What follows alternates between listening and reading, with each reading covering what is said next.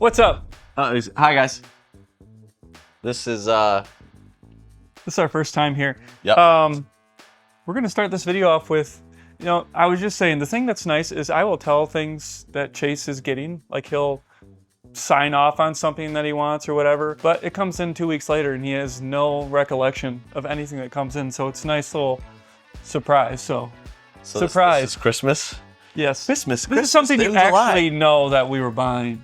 Open your surprise that you know about, that you knew about, that you don't know about. A Switch Lite. Well, that's not the biggest part about it. I do remember that. Coca-Cola Spice Switch Lite. Let's go. So we saw one of these at a game convention at Siege not too long ago. We didn't come to a deal there. You didn't. Is this that one? Or no. This is no. a different one. 'Cause I think, that one came in box. So if you guys don't know, this doesn't have a special box. It's just so you could buy a box, That's actually if you crazy. wanted. There's like, But- how many of these exist? Is it 50? Oh, is it 50 or 50 to 100? It's pretty darn rare. Nice. Do you have any idea what we paid for it? I think we paid $500 for it. I think the one at the convention was closer to 1,000, but They were asking 2,000, 2,000. but there weren't any at the time. Yeah, according to sales, like that, the 2000 is absolutely 500. Too high. 500's definitely fair. That's fair. Okay. Yeah. Well, I'm pretty pumped about that. Yeah. Oh gosh, I forgot about this. I don't even think I told you that the deal went through on that. No, you didn't. Well. Oh dang, that is insane. VGA 90 Yeah. new Pokemon 3DS XL. You got to say its full name. Xerneas and Yveltal Red Edition 3DS XL. Greatest thing from Nintendo ever 2013. did. I hate the names of those Pokemon. They had to come up with some Y name, and they chose Yveltal. Did you know there's like a blue 2DS version that has a pack-in of it, or like a download code? Oh, I've never seen it before, but yeah, I did not. anyway, Well, that's crazy.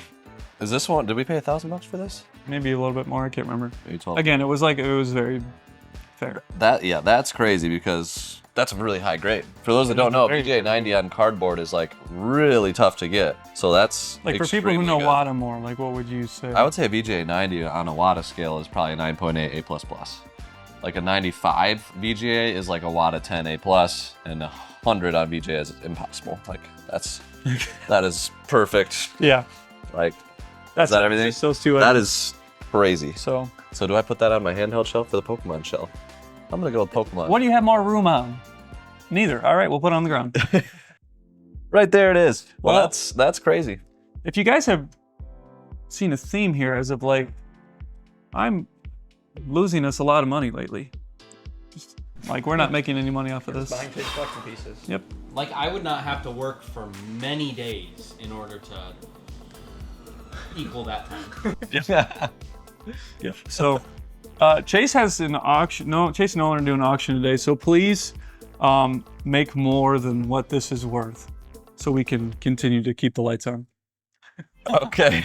They are shutting off randomly sometimes, so maybe we do need to sell more stuff. And the plan for our auction today is selling a lot of games. So I've got like this bin I'm gonna fill up here with games that are valued at least $35, and we're gonna sell them rapid fire. Nolan's gonna help me out. Right. Yes, you are. I hope so. So we're gonna do that, and I think we have a shelf over here that's full of good stuff. So last week we got in a Switch collection right here with a lot of really nice titles, and these will be, rapid fire $35 stars. You just got good stuff like Ocarina of Time, Mario Kart 64, even though it's not the best game, Mario Party. Some subtle knock at Mario Kart. I like Diddy Kong. Yeah, and then all this stuff, GameCube and otherwise. We've got some big collections around the corner that I want to make sure we have very available funds for. So I do want to have some really good auctions this week.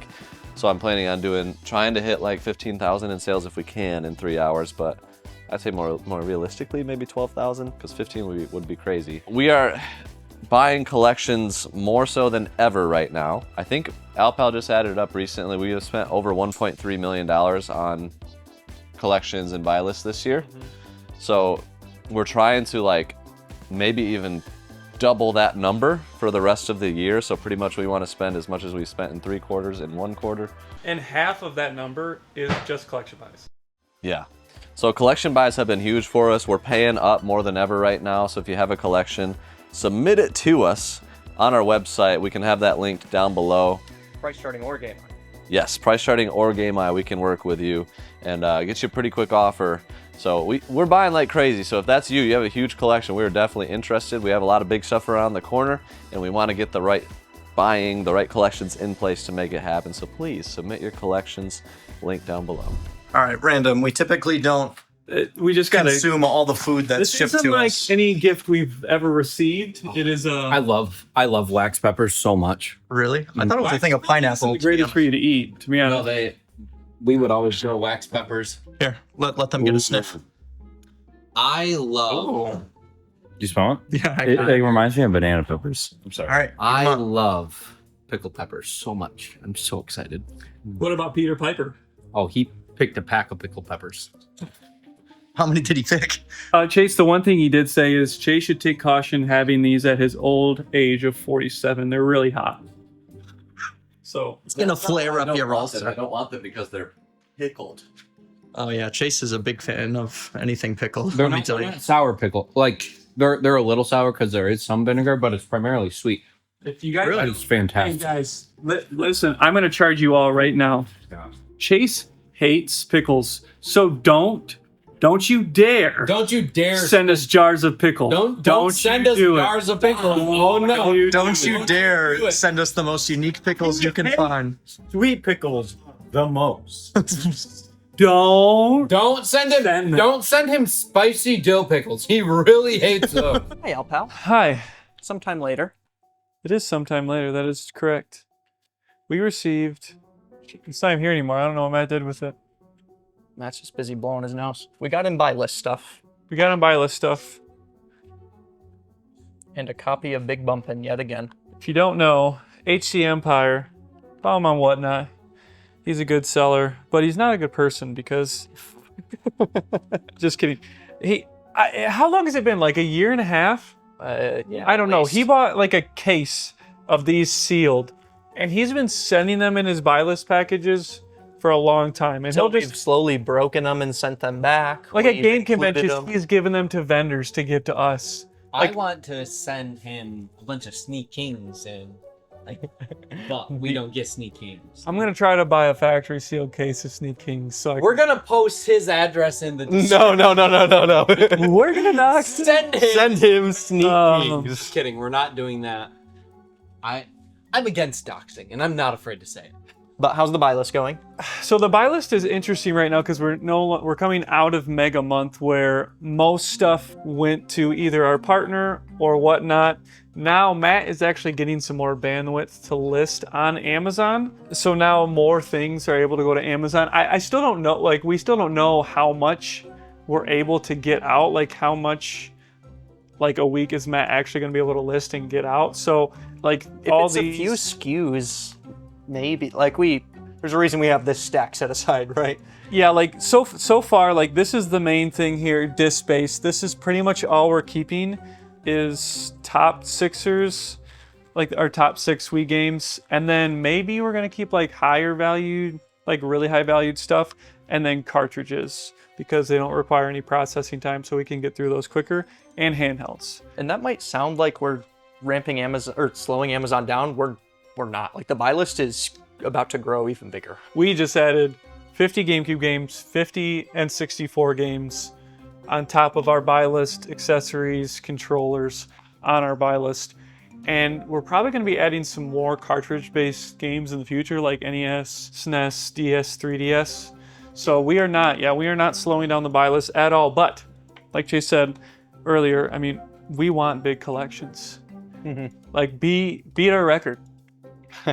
Yeah. Give us a. Maybe Minty Dwight's doing that right now. Yeah. Maybe he'll be the one. If you guys love Mega Month, give us a reason to do it again. Ooh.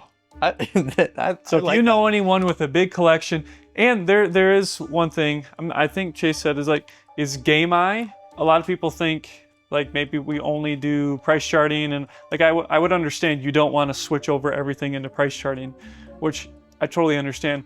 We've done many deals with Game Eye. Manny's collection was Game Eye. Okay.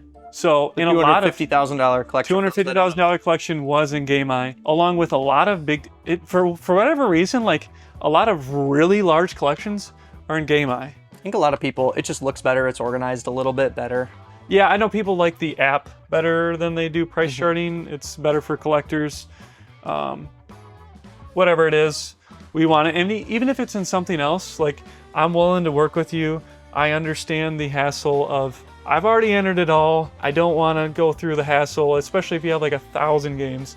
I totally get it. So if it's in a different list or whatever, I'll totally work with you. Shoot me an email. Hopefully you guys are gleaning something off of this as well, with like the lengths it's worth going through for a customer to get a collection. Because what you might hear frequently is us just saying, oh, we're buying collections, we're getting buy list, but putting ourselves out there repeatedly is going to be very smart, and it's an applicable thing for if we weren't doing the buy list. We'd be putting ourselves out there on Facebook or other platforms like, hey, we're buying, here's how I want to work with you, here's maybe a service I can offer for you to make it even more worth it. For instance, we do not do this frequently, but we honestly really haven't had a chance. We'll pay more money for you to organize the stuff as you send it. So Alpal did that with a recent collection, and we were able to pay a little bit more because they sent it in our existing price Yeah, tiers. it's funny because it's something that I started doing, but I've forgotten to ask people like to do it. So I need to just remember to do it. But that was a big reason, I think, why we were able to do the 200K that we did on Mega Month, because the collection, the sealed collection that we got, and that was worth like 30 some K, that was price tiered. If that wasn't price tiered when it came in, we wouldn't have sold it. I mean, even though it was Switch games and sealed games where it's easy to scan, no processing, scanning 1,000 games or whatever it was takes a long time. So that really helped us get over that mark. And it's funny, I was watching the crew video on the last auction, and my wife and I both got a big chuckle out of Matt really sitting down and, well, he was standing, but he was just like, this just really makes me think we could get 200K eventually. And it was just, it was I was looking over my wife and she was laughing because Did we ever say there was somebody that DM'd us that morning or the day before? There was somebody who DM'd us. If this was you, you're right.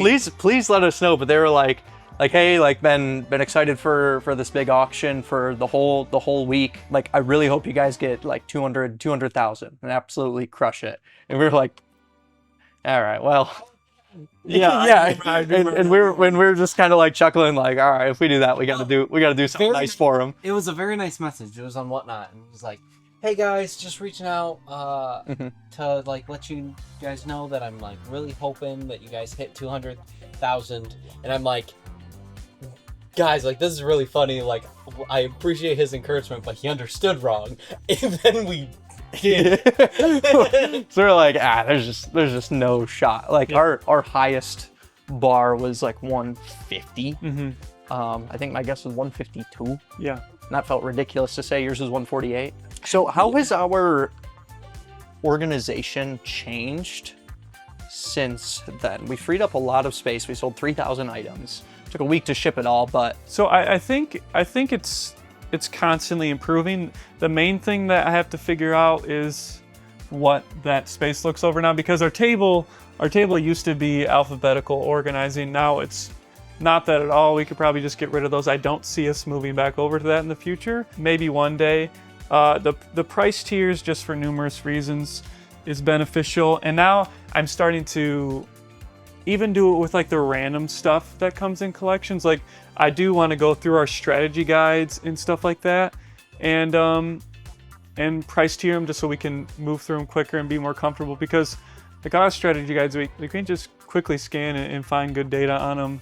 You're kind of the eBay expert, right? Like, I mean, I won't sugarcoat it. Alpal is kind of the goat of our eBay. Well, I don't know anymore, but it's been a while. No, you're maybe a little rusty on your listing speed. Maybe that's it. But maybe that's it. How would your opinion change on how to organize eBay inventory now that we do a price tier system on unlisted inventory? So before, we just kind of had things in bins that would say eBay list. Like, my mind goes to do we price tier I guess unprocessed stuff to be listed, if that makes sense?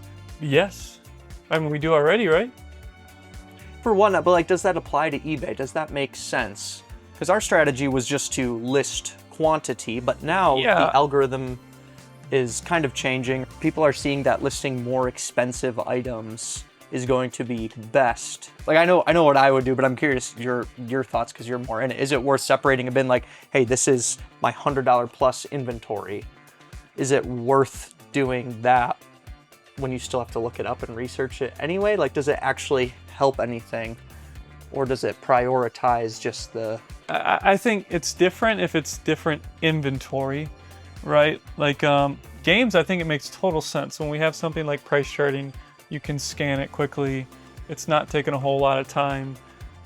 To me, it makes sense. If you have stuff like, I don't know, like trains, for instance, we did know we could kind of just by eyesight see what was valuable. But yeah, it definitely wouldn't have been worth it if I had to take research a couple minutes each and then organize it. Oh, that train's $20. I'm just gonna set it to the side. That wouldn't make sense. I might as well list it. I spent all the time to do it. But if you're not even on eBay with a game, to me, it makes sense to just scan it, put it in your price tiers, especially if you're going through, I mean, if you have the collection and you find $50, $10 games, I mean, you're gonna be okay with those sitting versus, you know, and then you or found... if you see there's that many, maybe you're fine with lotting them up. Maybe you lot them up, maybe you realize it's not worth your time to list them individually. So if you're predominantly, I mean, for us, like a game seller, to me, it makes sense on anything that you can quickly find the value of. A different thought here, but it's crazy to me looking at this shelf as we're filming, how much stuff we still have. Like we couldn't do Mega Month like we did because the average sale value or average value is much lower on the items we have at the moment.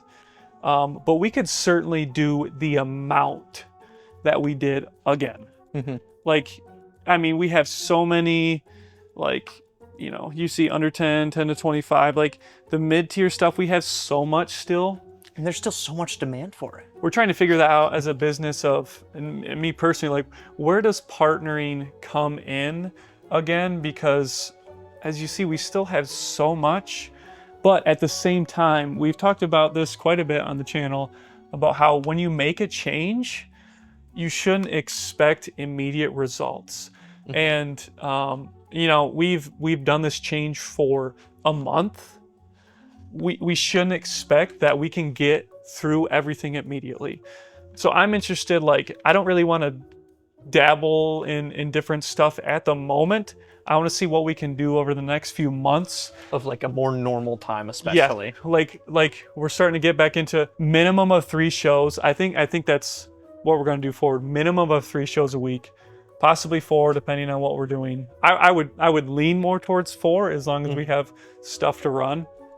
And see how it goes. Like, if we still, in like 3 months, if we still have this many bins of games, I'm probably gonna go, all right, we need to start flipping a different avenue.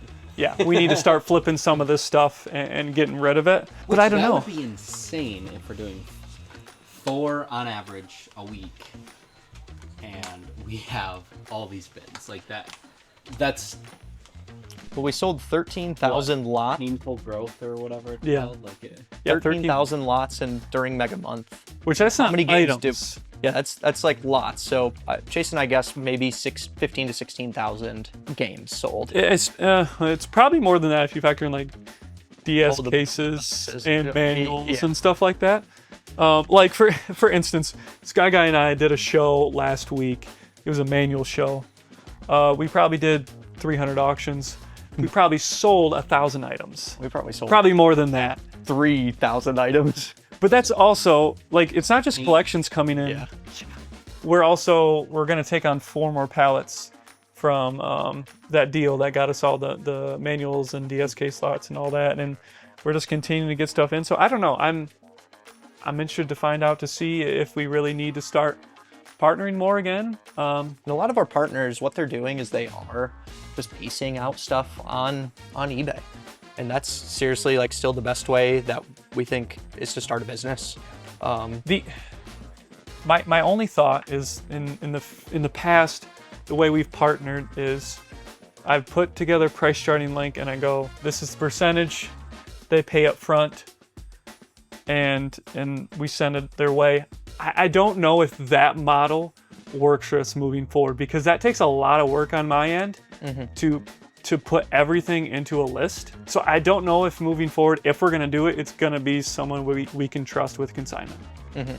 And that sucks up front, but thankfully we've built the business in a way to where cash flow is not an issue. Even if we purchase a big collection, if I'm sending off $5,000 worth of games, the business isn't going to feel it. To be honest with you, Chase wouldn't even notice it's gone. So I mean, we sent off, I think Chase was surprised when we sent off, I think it was 8 boxes of games worth 10 to 25. And he's like, where'd we even get these? Yeah. Like, they've just been hanging around. Yeah. So especially since I'm already price tiering everything anyways, it would be easy for me to just grab a price tier and throw it in a box and send it off. Now I know that some of the items, some of the games we sell, they're gonna take a while to sell. We might not make that much money after the fact, but once it gets going, it's just gonna be a constant flow of income, like already that our consignments do.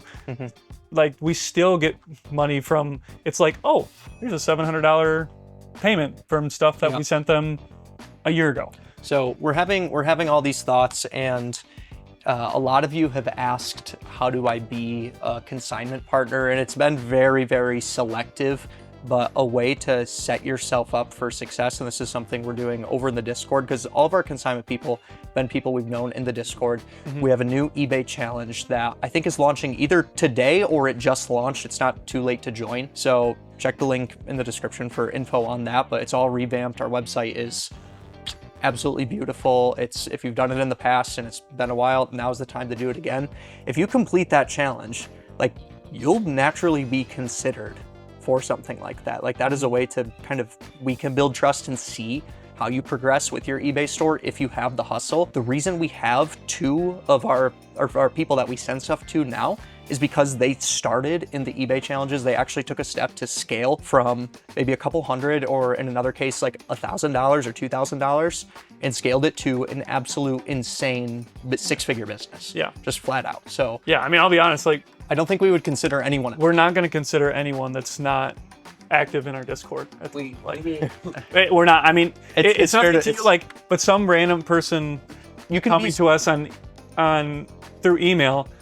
You can have a successful business. We know nothing about you. No knock on you. We just don't know anything. Consignment is a very trustworthy. Trust in some way, and we need proof that you actually own a business. Like, a lot of people, like, a lot of companies do that. Like, today, example, I was getting quotes from freight companies, and they wanted to make sure we were a real business. Like, So they called us. Yeah. they called us, and very similar thing. Like, we just need to know that you know to sell, and the best way to do that is eBay challenge, and your business will grow. That's the other thing. Like, the reward is your business is gonna grow. And a little side thing, you'll get a little commemorative token. Yes, that's right. So, Yeah, the way we would consign with people we don't trust would be far too difficult for us to be worth it, because we'd have to track every single thing we send you, and it wouldn't be fun for you. It wouldn't be fun for us. So moving forward, in a nutshell, we are coming out of Whatnot